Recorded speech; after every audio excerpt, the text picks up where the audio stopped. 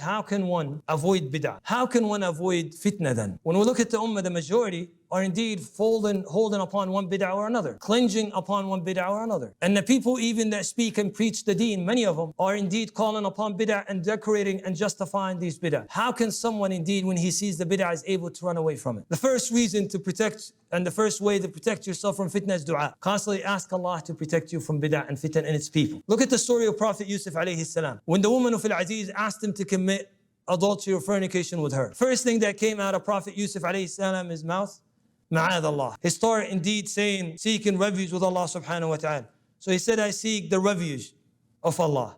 I seek the protection of Allah. So immediately he rushed to Allah and Allah saved him. The second reason that saves one from fitna is to flee from bid'ah and its people. Don't sit and listen to the people of bid'ah or be in their company and assume that you'll be saved. It doesn't work that way. None of us is secured from fitna.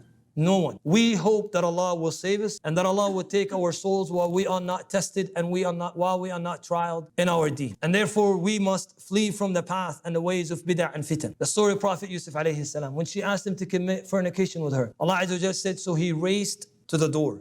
He rushed. He was trying to flee that place of fitna.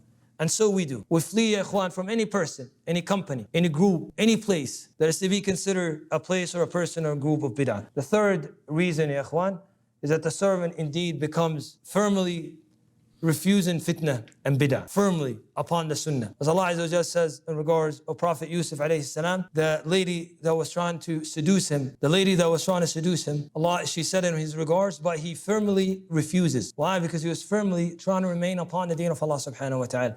And that can only come from Allah Azza wa Jalla and the knowledge of the deen of Allah. Learn the deen of Allah, because knowledge is light and a safe haven. And indeed it shows a person the difference between misguidance and guidance, darkness and light, the path that would lead to Jannah and the path that would lead to the fire.